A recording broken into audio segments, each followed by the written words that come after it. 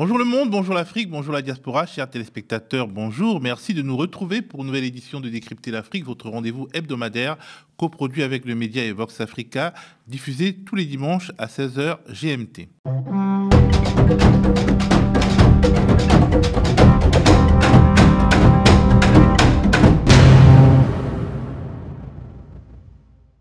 Au sommaire, cette semaine, on prendra la direction de Washington où une rencontre glaciale a eu lieu le 21 mai entre le président états-unien Donald Trump et son homologue sud-africain Cyril Ramaphosa. Une entrevue sous haute tension au cœur du bureau ovale que nous racontera Fabrice Huimot dans sa chronique avec en toile de fond un prétendu génocide des Blancs en Afrique du Sud et des relents réels de suprémacisme racial sortant pour ainsi dire de toutes les pores du chef de l'État américain. On savait que le président américain Donald Trump n'avait pas de sympathie particulière pour les pays africains qu'il traitait lors de son premier mandat, d'ailleurs de pays de merde. Mais ce qui se passe depuis quelques jours entre les États-Unis et l'Afrique du Sud est en train de montrer définitivement à ceux qui en doutaient encore que Donald Trump est loin d'être un ami de l'Afrique. Fabrice, tu as travaillé dessus. Ah oui, Théophile, c'est une réalité assez implacable qu'il va falloir arrêter de nier. Mais avant de vous raconter pourquoi, j'aimerais qu'on revienne sur une image qui date du 12 mai dernier. Sur la vidéo qui apparaît à l'écran, on peut voir l'arrivée de 49 fermiers sud-africains blancs, mais pas n'importe lesquels. Eux ont obtenu le statut de réfugiés de la part de l'administration Trump et ont été transportés depuis l'Afrique du Sud par un vol entièrement financé par le gouvernement américain. Alors jusque-là, on se dit, pourquoi pas ? Après tout, si l'Afrique du Sud arrive à se débarrasser de cette façon des fermiers afrikaners qui ont spolié, je le rappelle, des terres et pillé ce pays génération après génération, c'est tant mieux.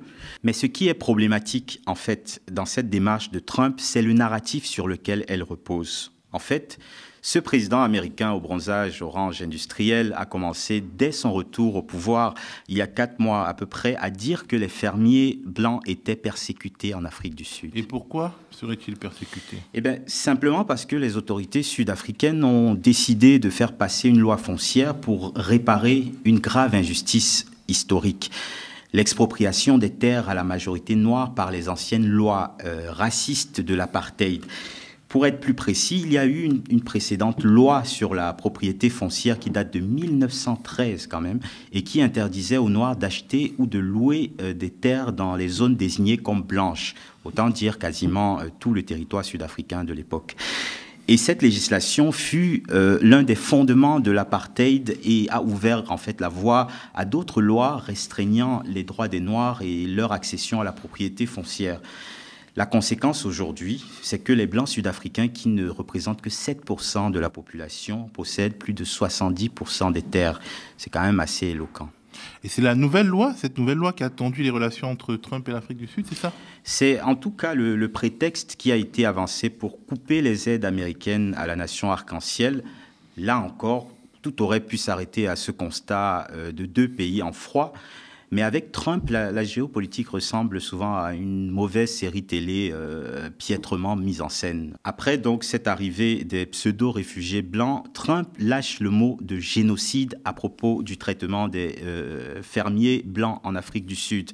Il fallait oser quand même. À l'heure où un véritable génocide se passe sous ses yeux à Gaza, que tous les jours affluent les preuves de l'éradication du peuple palestinien par des frappes quotidiennes de l'armée israélienne, par la famine aussi utilisée comme une arme de destruction, par des menaces de déportation, malgré des rapports sans fin de l'ONU, des multiples ONG documentant ce massacre, Trump a choisi de s'ériger en soutien et en complice de fait du génocide des Gazaouis. Et c'est lui qui donne des leçons aux Sud-Africains sur un imaginaire génocide blanc.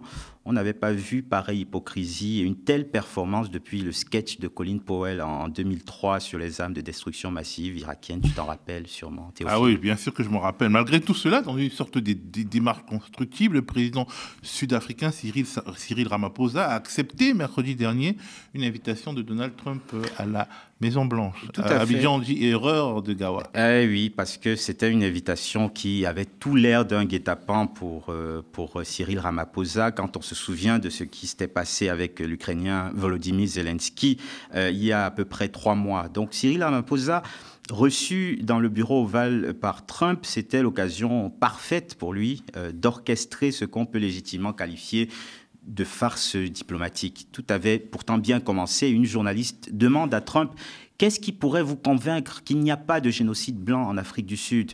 Cyril Ramaphosa saisit la balle au bond et répond avec beaucoup d'élégance et de sagesse. It will take President Trump listening to the voices. Il suffirait au président Trump d'écouter les Sud-Africains. Certains d'entre eux sont ses amis, certains sont ici.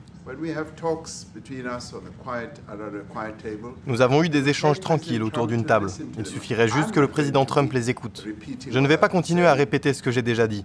Je dirais que s'il y avait un génocide des fermiers afrikaners, je peux vous assurer que ces 3 messieurs ne seraient pas ici, y compris mon ministre de l'Agriculture. Ils ne seraient pas avec moi.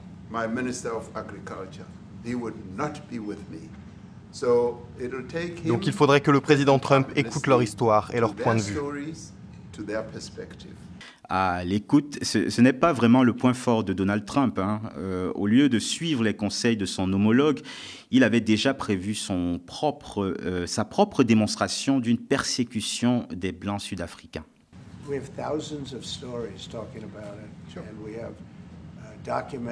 Nous avons des milliers d'histoires qui en parlent, des documentaires, des actualités. Je pourrais vous montrer certaines choses.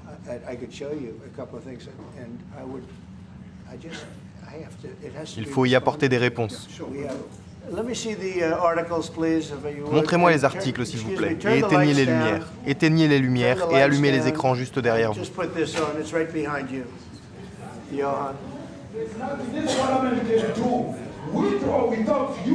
People are going to occupy land. We require no permission from you, from the president, from no. Sur l'écran qu'il souhaite absolument montrer, on entend une diatribe de Julius Malema, l'ancien président de la Ligue des jeunes de l'ANC. Bon, une personnalité politique qui ne mâche pas ses mots, mais on ne voit toujours pas le lien avec un éventuel génocide blanc. Et Cyril Ramaphosa tente tant bien que mal de clarifier la situation. Ce n'est pas la politique du gouvernement. Nous avons en Afrique du Sud une démocratie multipartite qui permet aux gens de s'exprimer et aux partis politiques d'adhérer à différents points de vue.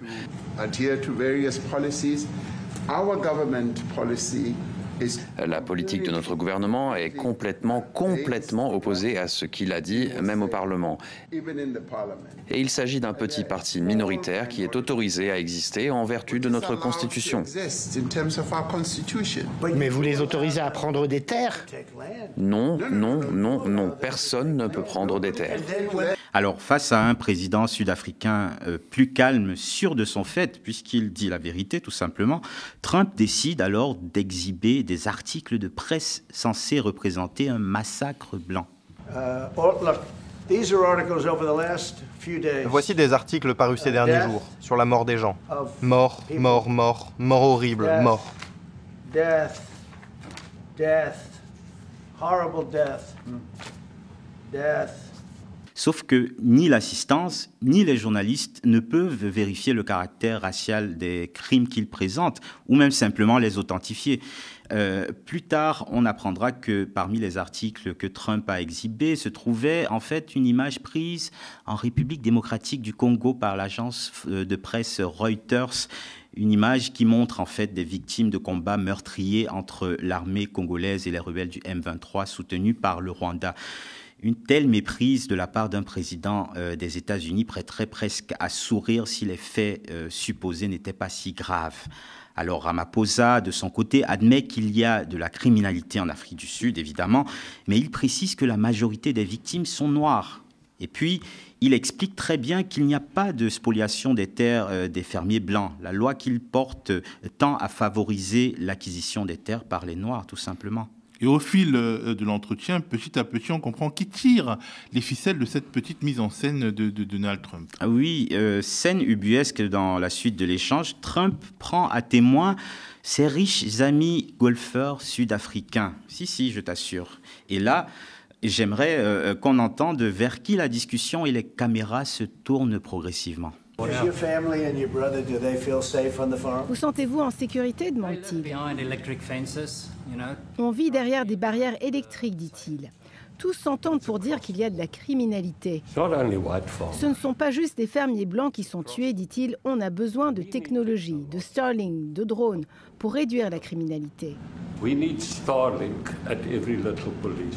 Voilà, le but jusque-là inavoué de cette fausse confrontation finit par ressortir. Il y a des enjeux commerciaux liés au déploiement de Starlink en Afrique du Sud. Starlink est un système d'Internet par satellite. Elon Musk, qui ne cache plus vraiment ses orientations politiques conservatrices, avait même déclaré que ce service Starlink n'est pas autorisé à opérer en Afrique du Sud parce qu'il n'est pas noir. Argument fallacieux, et je vous expliquerai pourquoi. Devant les caméras, en tout cas, Trump a fini par reconnaître que ce spectacle dans le bureau ovale était l'idée de son compère milliardaire. Elon vient d'Afrique du Sud. Ça, c'est ce qu'Elon voulait. Et malgré les implications financières, tu penses que derrière ce récit du génocide des Blancs, avec des gros guillemets, se cache une ambition plus sombre, plus calculée? Tout à fait. Mon sentiment est qu'il y a une vraie volonté de la part de cette administration Trump de redessiner l'identité américaine à travers une migration raciale sélective. Je l'assume totalement. L'identité africanaire est historiquement imprégnée de cette séparation raciale et on est parti de l'architecture brutale de l'apartheid jusqu'à l'enclave semi-autonome blanche d'Orania, jusqu'à cette enclave donc qui se situe en Afrique du Sud et où on ne retrouve quasiment que des Blancs, exclusivement que des Blancs, cette enclave post-apartheid. Donc l'idée que cette identité cherche désormais un refuge sûr et à terme une implantation dans une Amérique fracturée mérite une attention que je trouve urgente. Quand on s'intéresse un peu à leur façon de vivre, ces fermiers descendants de la classe des colons afrikaners en Afrique du Sud n'apportent pas que leur savoir-faire agricole. En fait, ils transportent avec eux un vrai héritage culturel fait d'attachement à la terre, d'isolement linguistique, mais aussi d'un instinct colonial de préservation. Venant de Trump, leur arrivée relève moins d'un geste humanitaire que d'une expérimentation politique. Une sorte de lancement discret d'un nouveau projet ethno-national couvert du vernis de la compassion. Et puis, qu'ont en commun finalement les fermiers blancs sud-africains et les blancs américains? Ces deux groupes ont soumis les Noirs à l'esclavage, puis à la ségrégation raciale ou à l'apartheid. Et pour les deux groupes, la fin de ces politiques de ségrégation raciale ou d'apartheid est extrêmement récente. Aux États-Unis, la ségrégation raciale n'a été abolie que dans les années 60, quand en Afrique du Sud, l'apartheid n'a pris fin qu'en 1994 avec la tenue des premières élections démocratiques et multiraciales, on le sait, remportées par Nelson Mandela. Pour cette Amérique blanche, trumpienne, conservatrice, importer ces nouveaux réfugiés sert de moyen pour renforcer symboliquement le statu quo de sa domination politique et culturelle.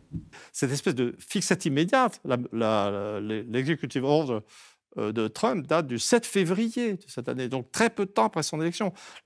Donc cette irruption de l'Afrique du Sud en défense, et ça résonne avec ce thème qui est très fort dans le Parti républicain, des Blancs comme minorité persécutée aux États-Unis. Donc le thème de la minorité persécutée, qui est une fiction aux États-Unis, a été retrouvé, en fait, ou identifié en Afrique du Sud. Donc, c'est vraiment... comment dire, et donc, j'en suis arrivé à la vision d'une obsession raciale, en fait, dans le Trumpisme, qui va contre ce qu'on nous dit, je crois, hein, il me semble. Ce n'est pas un truc qu'on entend, je me trompe. On n'entend pas très souvent cet aspect purement racial, quoi, en effet. Oui, oui. Qui est vraiment au cœur, quand on connaît les Américains, quand on sait comment ils fonctionnent, même quand ils n'en parlent pas, il faut les prendre dans une pièce fermée pour leur demander ce qu'ils pensent des races. Et là, on a des choses toujours très, je dirais, très intéressantes. Alors, il y a des... En fait, une fois qu'on a cette hypothèse raciale, les choses tombent en place. par exemple, l'une des questions qu'on posait, mais qu'est-ce qui est commun? Pourquoi est-ce que les oligarques de la Silicon Valley commencent ou les technos, enfin, je ne sais pas comment on doit dire, rallient le Parti républicain? Mais en fait, ce qui est commun à la Silicon Valley et au Parti républicain, c'est l'absence de noirs. Et dire cela, ce n'est pas de la paranoïa, c'est simplement une reconnaissance des schémas. Si l'Amérique continue de traiter les migrations racialisées comme des cas isolés au lieu de les comprendre comme des instruments stratégiques d'implantation idéologique, elle risque en fait de devenir la scène des mêmes histoires qu'elle prétend condamner. Le passé ne se répète pas toujours, mais il se replante doucement. Et l'Afrique dans tout cela, Fabrice? Eh bien, qu'elle en tire des leçons. Trump est très souvent encensé sur le continent africain pour ses idées anti-système. Mais il reste avant tout un conservateur, adepte du repli identitaire. Il n'apprécie guère l'Afrique et ne s'en cache pas. Pourquoi lui donner alors du crédit? Au final, cette rencontre Trump-Ramaphosa aura été une farce, oui, mais une farce révélatrice. D'un côté, un président africain qui tente laborieusement de soigner les blessures profondes d'un pays malade de son passé. De l'autre côté, un ancien président américain est désormais de retour au pouvoir qui offre son empathie non pas aux millions de Sud-Africains vivant dans les townships, mais à une minorité blanche nostalgique de l'apartheid. L'ironie, bien sûr, est totale. Les mêmes qui veulent défendre la propriété sacrée, entre guillemets, des fermiers blancs n'ont jamais eu de mots pour les terres volées aux Noirs pendant des siècles de domination. Les mêmes qui pleurnichent sur un génocide imaginaire sont ceux qui souvent restent silencieux sur les massacres, les vrais massacres qui ont lieu dans notre temps. Merci Fabrice.